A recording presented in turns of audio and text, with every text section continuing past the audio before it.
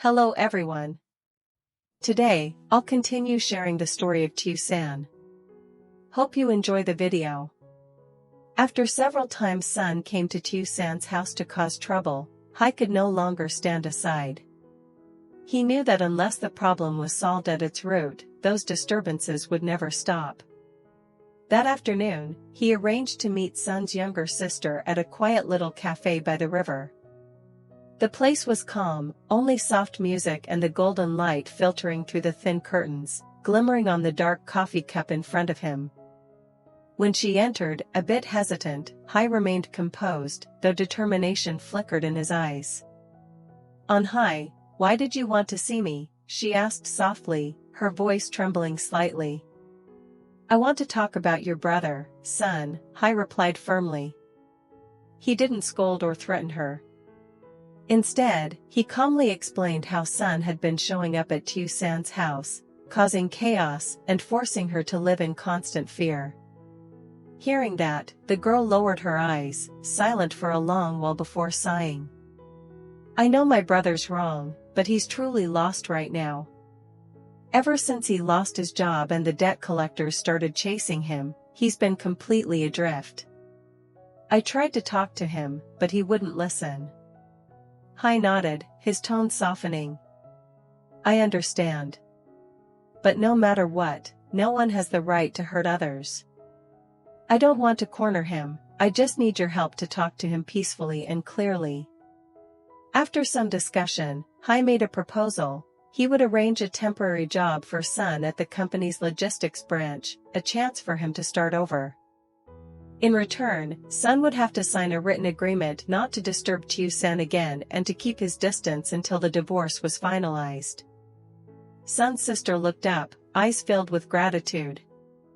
If you can really help my brother like that, I believe Tiểu San will finally have peace. The meeting ended, and she left. Hai sat there for a long while, watching the shimmering river outside. His heart was heavy but resolute. He knew protecting Tiểu San wasn't just about fending off her ex, it was about helping her cut ties with the past in a humane way. Because true love isn't only about holding on, sometimes it's about clearing away every wound around the one you care for. After saying goodbye to Sun's sister, Hai drove straight to Tiểu San's house. Along the way, unease gnawed at him, a strange sense of foreboding he couldn't explain.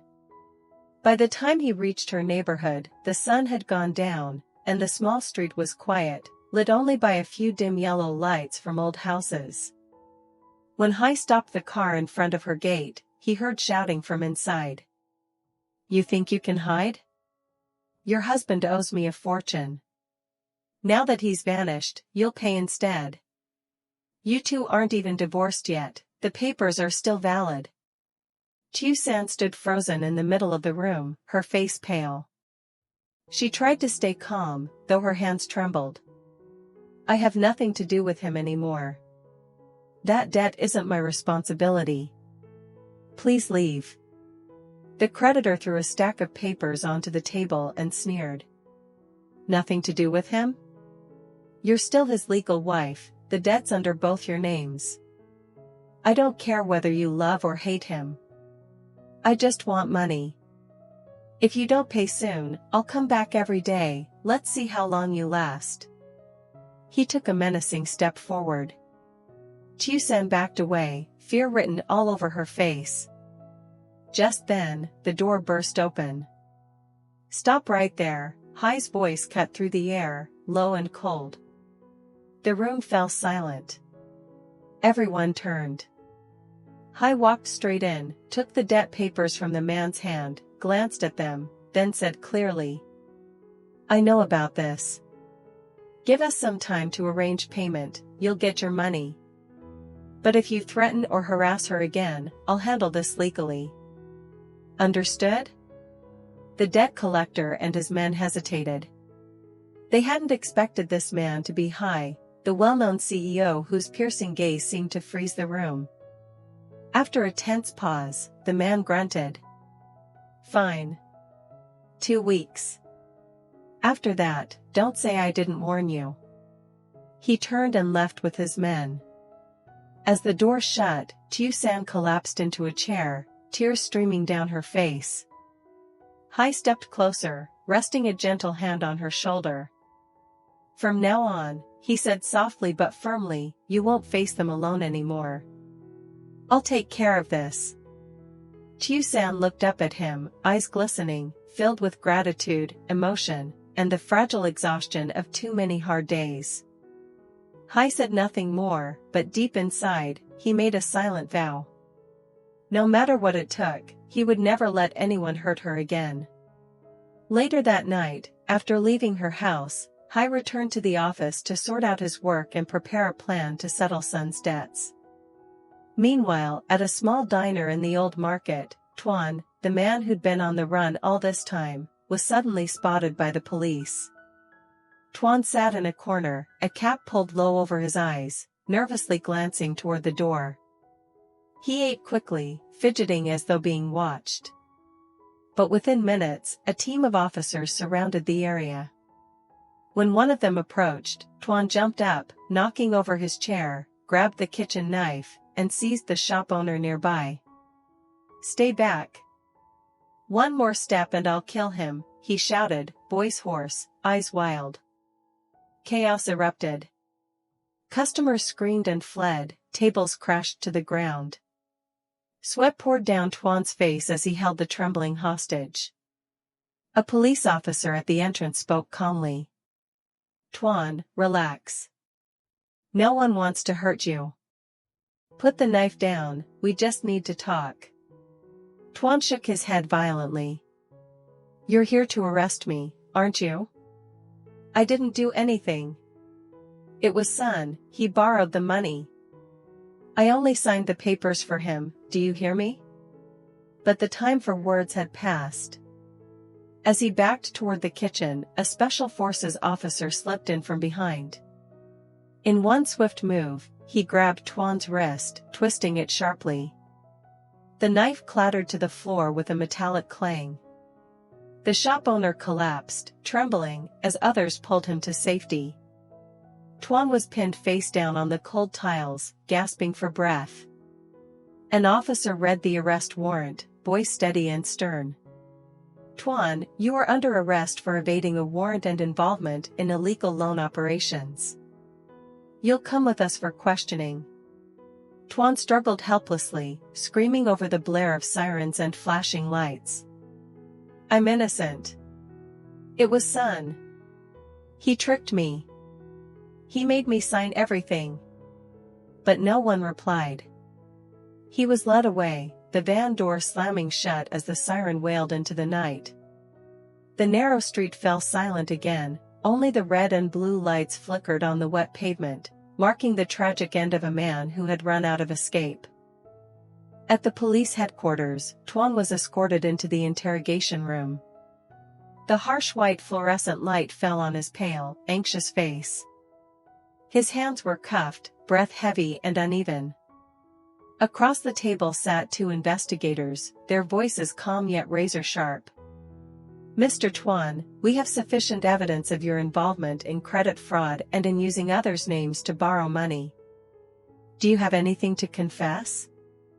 Tuan tried to steady his voice, but it came out shaky. "I didn't cheat anyone. I only helped Sun borrow the money. He was the one who needed it, I just acted as the middleman." One of the investigators said nothing. He simply opened a thick file and spread it across the table, bank statements, transfer records, recorded phone calls, even surveillance footage showing Tuan meeting with the loan sharks. The sound of rustling papers echoed in the tense silence. "You say you were just helping Sun. Then what's this? The entire loan was transferred to your account, and you withdrew it all within 2 days. Meanwhile, Sun, the one you asked to sign the guarantee, didn't receive a single dong. How do you explain that?" Tuan stared blankly at the stack of evidence. His lips trembled. Finally, he managed a feeble defense. I only followed the deal. Sun said he'd help repay it later. I didn't intend to steal anything." The investigator slammed his hand on the table, voice suddenly firm. Stop lying. Sun has already come in and turned over all the messages between you two. You were the one who applied for the loan, withdrew the cash, and ran away. Sun was tricked. He's now the one carrying your debt, even being threatened by the collectors. Are you still going to deny it? The words cut deep. Tuan lowered his head, sweat trickling down his temple. His body trembled, his voice broke. I didn't mean for this to happen. I thought I could borrow for a while and pay it back later. I didn't know it would go this far. The investigator calmly wrote in his notes. Mr. Tuan, your deception and flight have already constituted the crime of fraud and misappropriation of assets. If you cooperate and disclose the full loan network, the people supplying the money, the investigation unit will consider leniency. Tuan nodded weakly. His shoulders slumped. He knew he was out of excuses. The evidence was overwhelming, the transfers, the messages, the testimonies, and the truth was undeniable. Sun had been nothing but a victim. Outside, the sunset cast long shadows through the iron bars, stretching across the room where a man sat in silence. All of Tuan's lies, his running, his schemes, it all ended there, leaving only the bitter truth. The one who deceived others had finally trapped himself. That evening, Hai sat quietly in his dimly lit office. Everything that had happened, Sun's harassment, Tuan's arrest, the debt collectors threatening Tieu San, circled endlessly in his mind like a storm that wouldn't end. He realized that if he didn't act, Tieu San would never escape the cycle of fear and debt. Hai stood up, his eyes resolute. He knew what he had to do, not just to protect Tieu San, but to bring the truth into the light. I can't let those loan sharks keep running wild, and I won't let her bear the blame for someone else's sins, he thought. The next morning, Hai drove to Tieu San's house. When he arrived, she was still visibly shaken by everything that had happened. Seeing him, she asked softly, her voice tinged with worry. You came early, is something wrong? Hai looked at her, his tone gentle but firm. I think it's time we go to the police. You can't live in fear forever. It's time to let the law handle this. Tieu San froze for a moment, then slowly nodded. Her eyes still held traces of fatigue, but also, for the first time in a long while, a spark of determination. Together, they went to the police station. There, Hai carefully reported everything, how Sun had been exploited, how Tuan took the loan and ran, how the debt collectors repeatedly threatened Tieu San, and how the entire operation reeked of illegal lending. The officers listened attentively, took notes, and then confirmed. The information you've provided is crucial. We'll establish a special investigation team to look into this loan sharking ring and their coercive debt collection. You'll be updated as soon as results come in. Hai nodded in gratitude. As for Tieu San, hearing those words felt like a weight lifting from her chest. 4 months she had lived in fear, cornered and powerless. Now, finally, justice was on her side. She looked at the officers, eyes shimmering. Thank you. I just hope this ends soon, so no one else has to go through what I did. A young officer smiled reassuringly. Don't worry, ma'am. The law won't let injustice last forever. On the drive home, the late afternoon breeze blew gently through the car window, carrying with it a sense of quiet relief after so many tense days. Tieu San sat beside him, gazing out at the horizon, her eyes distant but filled with the faint light of hope. Hai glanced at her and smiled softly. He knew the road ahead was still long, but at least, they were finally walking the right one, the path of truth and justice. Fearing that Tieu San might still be burdened after the police visit, Hai thought of a way to help her relax and forget her troubles for a while. He knew her well. She was someone who healed best through small acts of care and routine, through tending to life itself. That afternoon, Hai arrived at her house with a warm smile. "Come on," he said, "let's go to the market." Tieu San blinked in surprise. "The market? For what?" "To buy some chicks," he grinned. "The chicken coop we built is still empty, it needs new tenants, don't you think?" For the first time in days, Tieu San laughed, a soft, genuine laugh. Together they went to the market, choosing healthy little chicks with soft yellow feathers and cheerful chirps. Hai teased. "Look at them, so lively. I bet they'll keep you busy every day." Back home, they carried the small cage to the backyard.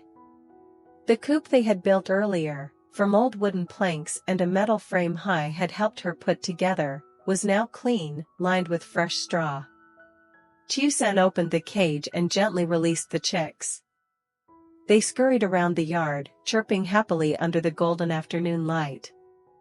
She watched them, smiling softly. It had been so long since she'd felt peace like this, no shouting, no fear, just the wind, sunlight, and the simple sound of life.